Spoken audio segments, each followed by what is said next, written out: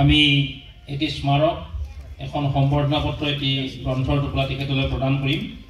প্ৰথমতে মই স্মাৰক পাঠ কৰি দিছোঁ। চিৰ চেনেহী মোৰ ভাষা জননী, নীতিনিষ্ঠ আদৰ্শৱান শিক্ষাবিদ সাহিত্যিক শ্ৰীযুত গৌৰীকান্ত ভূঞা দেৱলৈ, অসম সাহিত্য সভাৰ অম্বিকাগিৰি ৰায়চৌধুৰী 24, ডক্টৰ সূৰ্যকান্ত হাজৰিকা সভাপতি, ডক্টৰ উপেন্দ্ৰজিৎ শৰ্মা প্ৰধান সম্পাদক অসম সাহিত্য সভা, জয়ন্তজিৎ কলিতা সভাপতি, উজ্জ্বল ডেকা সম্পাদক ৰন্দিয়া সাহিত্য সভা ৰঙিয়া, স্থান হৰদত্ত বীৰদত্ত ভৱন ৰঙিয়া, তাৰিখ 2 পুহ।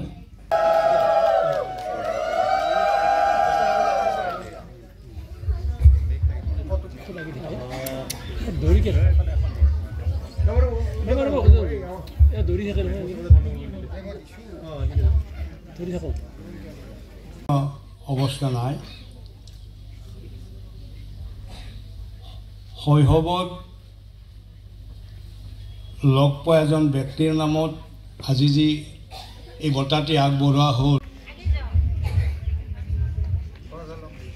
আমি আজিৰ এই অনুষ্ঠানৰ স্মাৰক গ্ৰন্থ অসম কেশৰী অম্বিকাগিৰি উন্মোচন হোৱা বুলি ঘোষণা কৰিলোঁ। এইখন সম্পাদনা কৰিছে হেমন্ত। আজি অসম কেশৰী অম্বিকাগিৰি ৰায়চৌধুৰীৰ 140তম জন্মদিৱস। এই জন্মদিৱস অসম সাহিত্য সভাৰ কেন্দ্ৰীয় কাৰ্যসূচী হিচাপে ৰঙিয়াত ৰন্দিয়া শাখা সাহিত্য সভাৰ উদ্যোগত আয়োজন কৰা হৈছে আৰু ইতিমধ্যে আজি দিনজোৰা কাৰ্যসূচী সম্পন্ন হৈছে।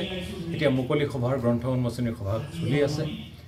এই মহান ব্যক্তিগৰাকীৰ প্ৰতি সন্মান জনাই ৰঙিয়াত এই অনুষ্ঠিত সভাৰ যোগেদি সমগ্ৰ অসমবাসী আৰু অসম সাহিত্য সভাই তেখেতৰ প্ৰতি গভীৰ শ্ৰদ্ধা জনাইছে আৰু আমি এইটো কামনা কৰিছোঁ অম্বিকাগিৰি ৰায়চৌধুৰীয়ে যি জাতীয় চেতনা জাগ্ৰত কৰি অসমবাসীক জাগ্ৰত কৰিছিল, তেখেতৰ সেই জাগৰণসমূহক নৱপ্ৰজন্মই আঁকোৱালি লওক, নৱপ্ৰজন্মৰ মাজত এইসমূহৰ বিস্তৰভাৱে প্ৰচাৰ লাভ কৰক আৰু তাৰ যোগেদি অসমে বিভিন্ন কাৰণত সন্মুখীন হোৱা যি সমস্যা, এই সমস্যাসমূহক অতিক্ৰম কৰি আগুৱাই যাবৰ কাৰণে অসমবাসী যেন তেখেতৰ আশীৰ্বাদ লাভ কৰক।